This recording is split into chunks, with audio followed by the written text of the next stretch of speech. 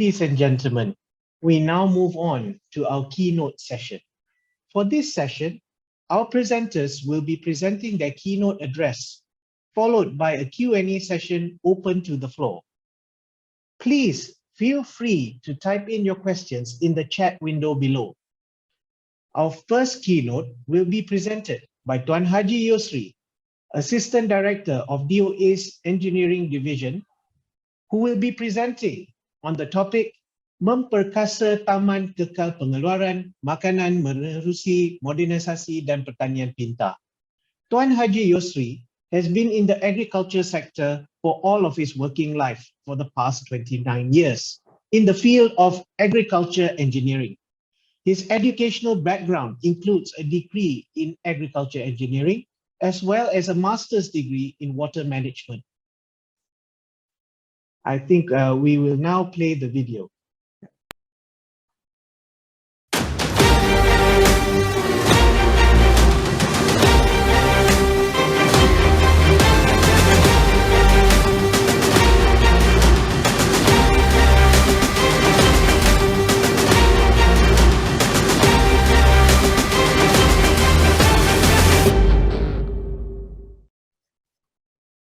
Dipersilakan Tuan Haji.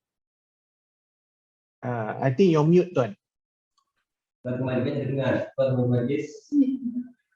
Okay. Terima kasih Tuan Majlis yang berusaha Kitlau bin Sun, Ketua Pengarah Eksekutif Kumpulan Direktor, Datuk-Datuk, Datin-Datin, peserta persidangan visual rektor, rakan-rakan media, sidang hari ini yang saya hormati sekalian.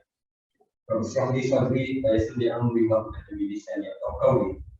Bismillahirrahmanirrahim. Saya Wassalamualaikum. Bila kita sebut pasal berkaitan dengan food safety, sustainability, food security, termasuk juga food sovereignty, dalam sektor pemakanan perlu melonjak pada perubahan, masuklah pemodenan dalam sistem agromakanan. Dan justru itu, keadaan telah melaraskan ada 4 dasar dan 2 hal tuju di dalam sektor agromakanan, iaitu dasar agromakanan negara 2.0, wawasan keperluan usaha WKB 2030, ada 7 Kementerian Pertanian dan Industri Makanan (AFI) dan ada 7 Jabatan Pertanian. Dengan keempat-empat ini, strategi utama telah dimaklumkan, telah dijelaskan di dalam keempat-empat strategi tersebut.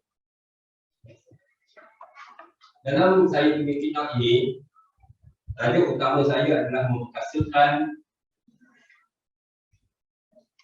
Taman Kekal Pengeluaran Makanan Industri Modernisasi dan Pertanian Pintar. Terlebih dahulu, inilah saya punya konten untuk kita sama-sama memperhatikan, membincangkan dan knowledge sharing berkaitan dengan prestasi sektor agromakanan negara, dasar, strategi utama dan arahan 12, pencapaian sektor agromakanan tahun 2020 dan strategi khusus memperkasakan PKM.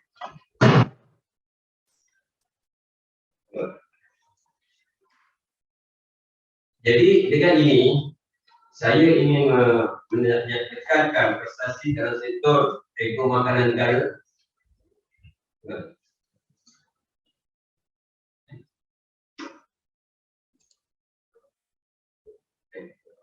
Okey, isu cabaran sektor agromakanan. Kita populasi makanan negara ada 2030 8.6 bilion. Populasi pada di Malaysia 38.1 juta, 9% daripada populasi dunia. Peningkatan keperluan makanan dunia 60% dan jadi tak apa dengar. kita ada masalah teknikal sedikit. Radio fertility.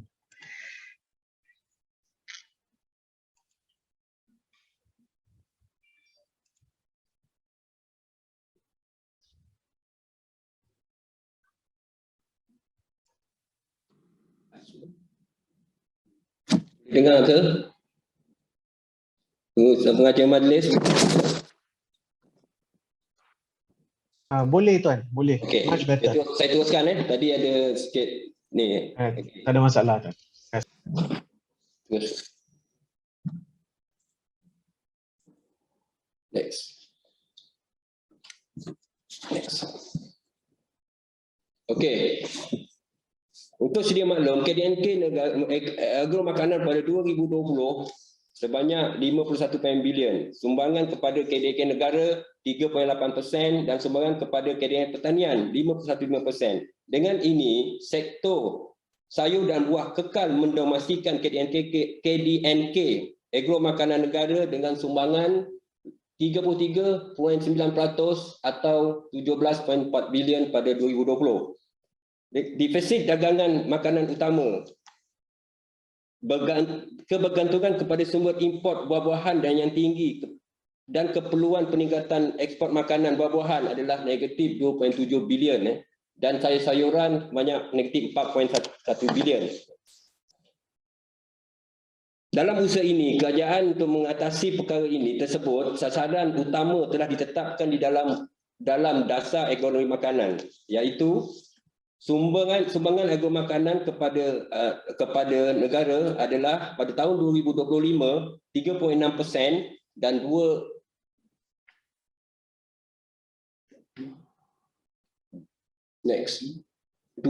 dan pada tahun 2030 4.3%.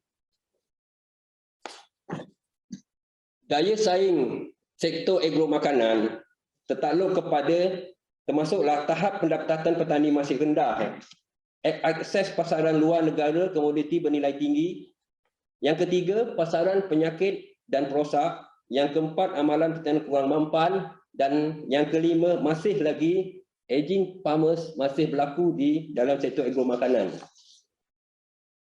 Oleh itu, untuk way forward kepada dasar dan strategi utama dan 2.0 dan RMK adalah termasuk di dalam way forward ini. Yang mana dan 2.0 telah meletakkan strategi pertanian moden dan pertanian pintar sebagai key game changer bagi menjayakan transformasi sektor agro makanan untuk mencapai kepemodenan di dalam sektor agro makanan.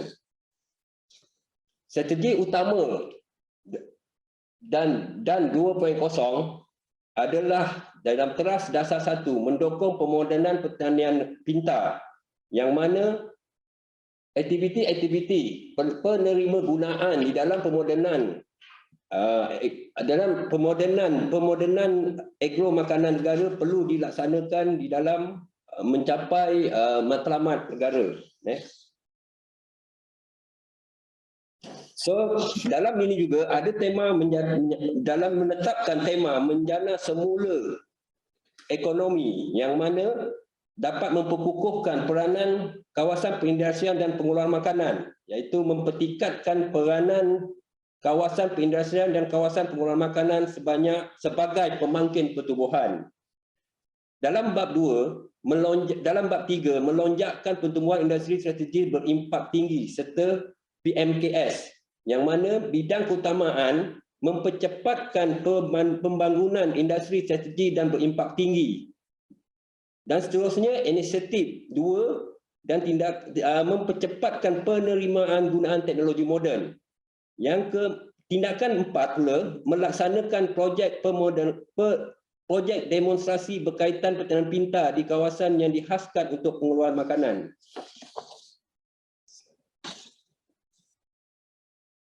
Saya tekankan untuk menjana semula ekonomi dalam bab 3, mempercepatkan penerima gunaan teknologi moden adalah sangat penting untuk memperkenalkan kepada golongan sasar kita, khususnya usahawan dan petani. Bagi RMK 12, kerajaan telah meletakkan pempergiatan aktiviti pertanian pintar, iaitu mempercepatkan penerimaan gunaan teknologi moden dengan menggalakkan petani menggunakan BDA, IoT, AI dan mempergiatkan penggunaan drone, robotik dan sensors. Yang kedua, melaksanakan projek demonstrasi berkaitan dengan petanian pintar di kawasan yang dihaskan untuk pengeluaran makanan. Yang ketiga, menambah baik insentif sedia ada untuk menggalakkan pelaburan dan pertanian pintar. Yang keempat, memperkenalkan dana pertanian pintar khusus. Selain itu, meningkatkan penyertaan penyedia teknologi. Tindakannya menambah baik program pertanian pintar sedia ada untuk menggalakkan penyediaan teknologi dan memperluaskan insentif pertanian pintar melalui penyediaan teknologi. Bagi strategi khusus, Jabatan Pertanian mengambil inisiatif untuk memperkasakan TKPM menerusi pemodenan dan pertanian pintar, yang mana konsep pemodenan TKPM iaitu mempercepatkan penerima gunaan teknologi moden dan meningkatkan penggunaan teknologi, yang mana penekanan terhadap penggunaan teknologi pengairan, mekanisasi, otomasi, pembangunan moden pertanian pintar, pertanian tepat, agrorobotik, aplikasi berasaskan internet benda iaitu IoT, sistem amaran awal dan sistem persediaan terkawal dan terkini. Yang kedua, menyediakan kemudahan struktur dan infrastruktur yang dapat meningkatkan penggunaan teknologi baru. Yang ketiga, kelestarian dalam pengeluaran pertanian dengan menggunakan sumber tenaga dipelguri yang cekap, iaitu renewable energy.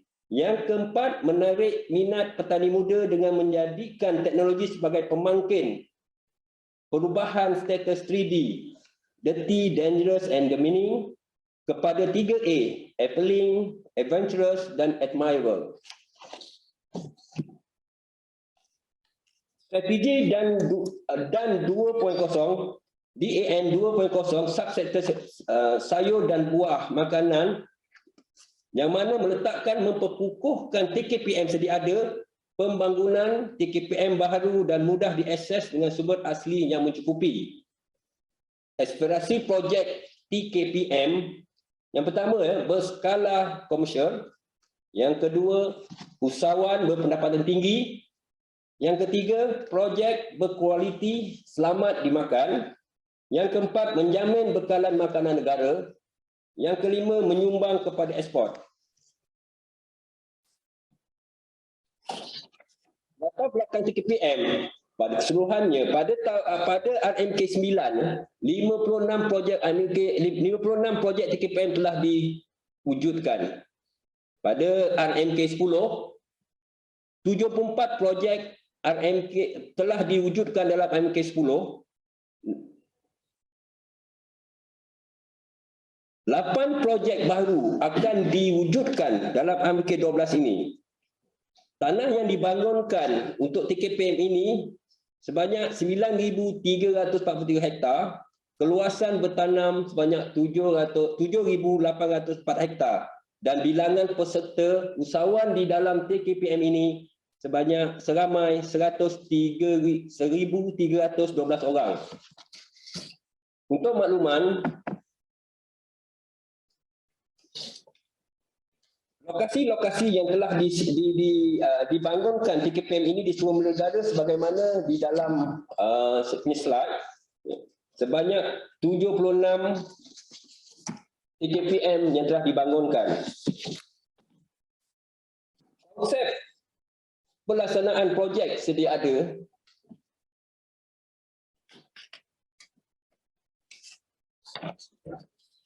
Okey, cadangan bisnes model pemodenan TKPM ini adalah syarikat pelaksanaan IC melabur dan menaik taraf sistem perniagaan di dalam ladang menggunakan IoT. Dengan dibantu oleh kerajaan menaik taraf infrastruktur ladang dan kemudahan asas, bekalan air bersih, elektrik dan capaian internet. Dan seterusnya, IC mengikatkan perjanjian dengan peserta sedia ada sebagai contract growers. Seterusnya, operasi ladang oleh IC dan peserta. Akhirnya, pemasaran oleh IC iaitu gunakan secured market dan e-dagang. Untuk quick win dalam projek merealisasikan dasar-dasar yang saya sebutkan sebentar tadi, 15 TKPM iaitu seramai 197 peserta akan dinaik taraf kepada pemodenan IoT, pemodenan dalam sektor agromakanan, iaitu untuk meningkatkan kecekapan projek, manual kepada mekanisasi dan otomasi, mengurangkan tenaga kerja dan meningkatkan produktif kualiti.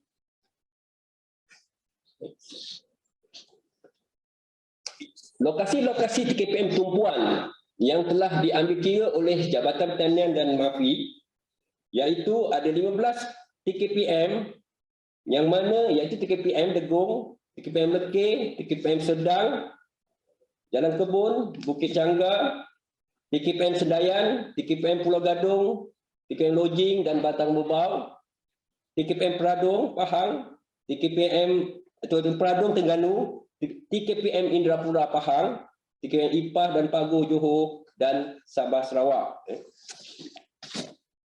Strategi dan inisiatif pemodenan di TKPM. Strategi iaitu melengkapkan infrastruktur, bekalan elektrik dan renewable energy, capaian internet dan bekalan. Cadangan inisiatif yang untuk mendapatkan capaikan strategi ini iaitu meneroka kerjasama strategik dengan syarikat penyedia telekomunikasi utility, penyedia syarikat internet dan penyedia syarikat panel solar. Memperluaskan kaedah rainwater harvesting, deep well di kawasan bersesuaian untuk menyediakan sumber air yang mampan.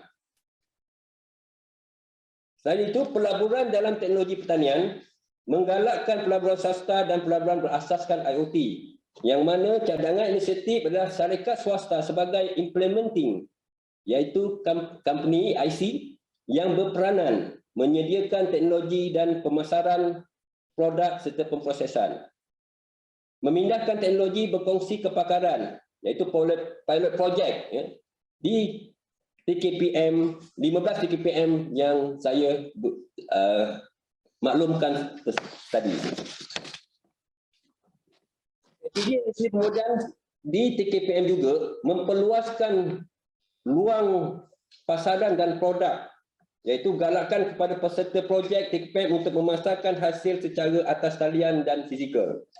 Cadangan inisiatif penjenamaan produk TKPM sebagai single branding, kerjasama strategi dengan KPDN HEP bagi memasarkan produk TKPM dalam pasaraya.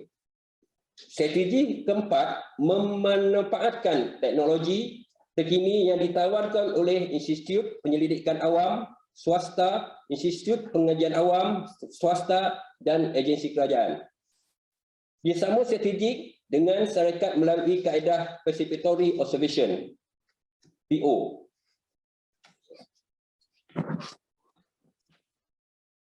Isu dan cabaran TKPM yang kita hadapi untuk mencapai merealisasikan strategi ataupun dasar ini iaitu kemudahan infrastruktur yang terhad, kos pelaburan tinggi, jalinan pemasaran terhad, kesediaan dan kerjasama petani untuk menerima guna pertanian pintar, kurang pelibatan pihak swasta.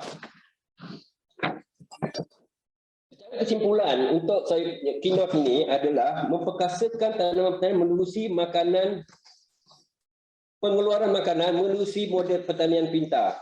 Dengan ini, itu saja saya punya keynote.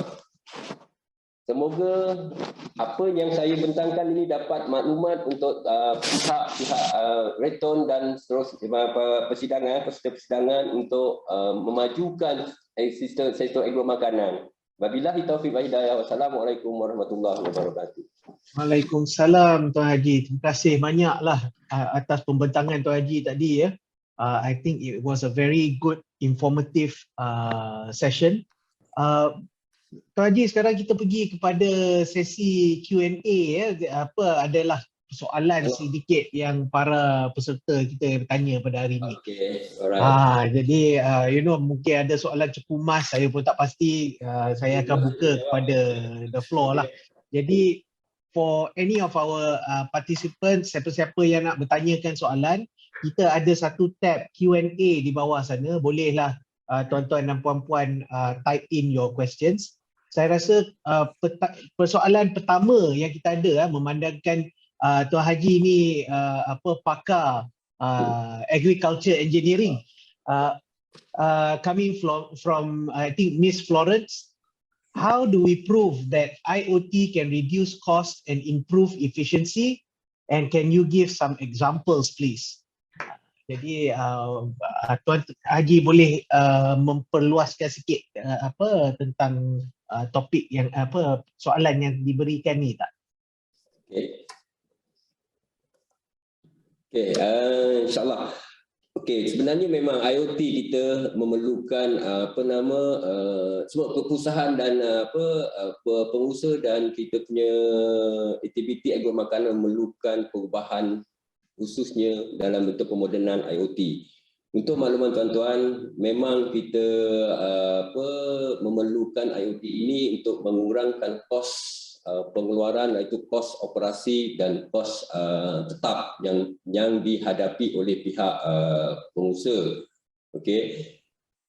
Dalam untuk mengurangkan kos, memang kita nak dapati khususnya dalam sistem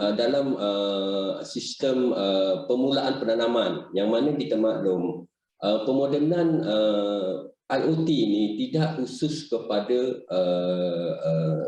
pemulaan penanaman.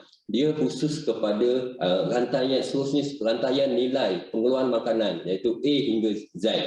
Pada konsep saya, pada pandangan saya, pada peringkat permulaan, bila kita menggunakan IoT, kita telah mendapat menjimatkan kos dengan mengurangkan kos operasi, khususnya dari bentuk penggunaan air, penggunaan bahan tanaman khususnya baja dan input-input pertanian yang lain, yang mana ianya boleh meningkatkan pendapatan petani. Dan apa yang saya maklum, peningkatan IOC, pengurangan penggunaan IoT kepada berbanding dengan secara manual atau semi auto, semi mechanical, lebih kurang penjimatan dia lebih kurang 70% penjimatan dari segi kos kalau penggunaan yang cekap diguna pakai oleh pihak pengusaha. Jadi itu yang kita maklum, dan data ini tidak dikeluarkan kerana seperti maklum pengusaha-pengusaha di luar sana, khususnya di bawah agensi kerajaan, sebagaimana yang Mr. Lau mention, penggunaan IoT hanya di bawah 10% jadikan. Jadi kita memang kekurangan untuk kekurangan data untuk menerangkan bahawa kos ataupun penjimatan IoT, penggunaan IoT yang ditanggung oleh pihak petani sangat-sangat menguntungkan. Jadi itulah konsep dalam dasar dan negara, dan dasar agro makanan negara ada menetapkan, dan isu kita pun ada terkandung di dalam penerima gunaan petani. Sometimes petani kurang faham berkaitan dengan IoT. Jadi bila dia ada setengah-setengah petani telah faham dan dia sangat menguntungkan bagi pihak dia. So in term of bahan tanaman dan pengeluaran mereka. Itu aja yang saya, insyaAllah kalau ada soalan lanjut mungkin cara bertulis boleh dari dekat kami. Okey, boleh Tuan. Terima kasih Tuan. Pasal mungkin saya pun nak menambah sedikit sebanyak dekat sini. Dalam pengalaman kami di Redtone Smart Farming ni, semasa mengeluarkan sistem-sistem kami, dan dalam testing yang kita buat for verification dengan pihak kerajaan, terutamanya dengan MDEC, kita telah mendapati bahawa dalam penggunaan tenaga kerja, kita dapat kurangkan our dependency by 10 to 25%. dan untuk bahagian input pula seperti fertilizer, air dan sebagainya, pesticide, kita pun telah mendapati pengurangan sebanyak 20 ke 25% untuk dalam penggunaan sistem kami, because it becomes more consistent, you have less human error. Jadi untuk pengetahuan para peserta, the use of smart farming has reduced the dependency on foreign labor, has reduced the cost of the input that we have needed to put onto the farm, and has reduced the amount of work that the farmer has to do on the farm, terutamanya dalam nak bagi air, for example, tiap-tiap 4 jam atau 6 jam, tengok kepada crop dia lah kan. Jadi memang saya bersetuju sangat dengan pandangan Tuan Haji. Saya terkejut tadi bila Tuan Haji cakap 70%, because I think that is a very good indicator of what we can achieve when we really put our faith in the technology. Ya. Terima kasih Tuan Haji. Saya rasa mungkin kita ada masa untuk lagi 1-2 soalan yang pendek-pendek sikit lah Tuan. Boleh ya Tuan Haji? Minta maaf ya, ambil sikit masa. Sebagai perkongsian. Sebagai perkongsian. Jadi ada lagi satu soalan yang ditanyakan di sini, untuk mendapatkan bantuan penggunaan IoT ni, apakah program-program atau inisiatif yang ada daripada pihak kerajaan yang petani-petani kita boleh pergi check out for themselves lah. Bagaimana mereka nak daftarkan diri atau nak dapat informasi tentang program-program yang kerajaan ada. Is there a specific department that they can refer to dalam kerajaan? Saya tahu DOA ada, MDEC ada, MAFI ada. Jadi mana channel yang paling baik lah bagi dalam pandangan Tuan? Okay, bagi pandangan saya, untuk mendapatkan info-info pertanian, khususnya di Jabatan Pertanian lah, mungkin di sektor-sektor lain saya kurang maklum, tapi in term of Jabatan Pertanian, pengusaha atau pencari maklumat boleh berurusan dengan Pegawai Pertanian Daerah kita dahulu. Okey, mungkin kat situ boleh dia dapat taklimat atau berkaitan dana, berkaitan projek-projek ataupun maklumat-maklumat IoT ataupun smart farming. Dan seterusnya mungkin AO daerah akan memanjangkan maklumat tersebut ataupun pertanyaan ataupun ni kepada bahagian-bahagian sokongan, contohnya sokongan teknikal, contohnya bahagian kejuruteraan ini, bahagian tanah kita, pengurusan tanah, bahagian biosecurity kita kan, di Jabatan Pertanian. Jadi yang paling peran lain kita adalah pegawai pertanian daerah. Jadi mana-mana pengusaha ataupun pencari maklumat untuk mendapatkan maklumat berkaitan dengan agro makanan, khususnya IoT ke teknologi berkaitan agro makanan, bolehlah pergi ke tempat tersebut atau boleh pergi ke website Jabatan Pertanian, merujuk kepada pegawai-pegawai berkenaan di dalam website tersebut. Mungkin itu yang saya boleh kongsikan kepada peserta dan pengurusi. Silakan. Terima kasih Tuan. Saya rasa banyak soalan yang saya nampak dekat dalam our Q&A punya session ni, dia bertanya kepada funding, kepada capital assistance, kepada grant, sama ada kerajaan akan memberikan bantuan dalam aspek-aspek ini. Mungkin bagi pihak saya pun ada sedikit information lah. Selepas ini, saya rasa pada session plenary saya pada pukul 2 nanti, we will have Agrobank and MDEC dalam our session. Jadi insyaAllah mereka boleh berikan lebih information lah pasal funding ni kan Tuan.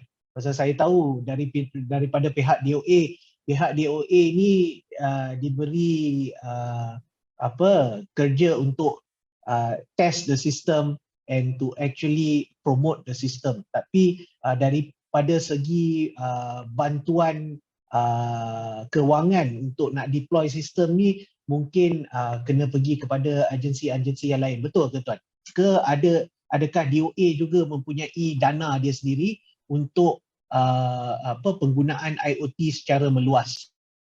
Okey, untuk secara generalnya, sebagaimana yang Tuan beritahu itu adalah benar. Semua dana-dana yang telah diletakkan di dalam institusi kewangan, dan ke situ nanti sebagaimana yang Tuan tahu, petang ni ada penjelasan berkaitan tersebut dengan mengurusi bank, agro bank dan lain-lain. Walau bagaimanapun, untuk di Jabatan Pertanian, kita khususkan kepada pengusaha-pengusaha komersial di TKPM, di tapak pengeluaran makanan. Kan, yang mana pengusaha tersebut kita boleh menjamin kita punya production di dalam komersial tersebut. Bagi petani-petani yang individu, okey, mungkin dia boleh dapatkan sebagaimana yang melalui agrobank tadi.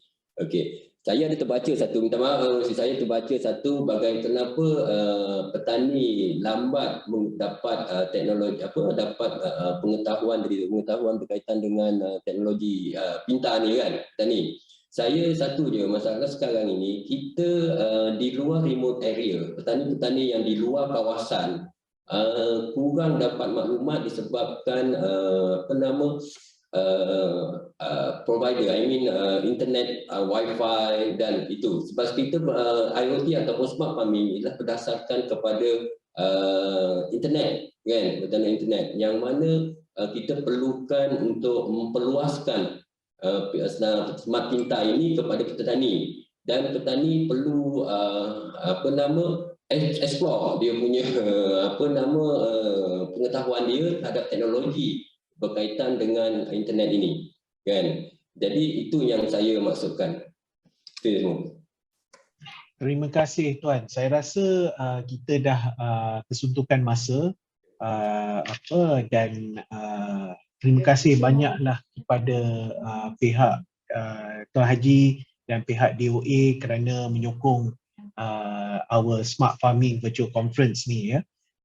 InsyaAllah saya rasa kalau ada apa-apa lagi soalan, kita akan menjawabnya either in this session atau in the coming sessions.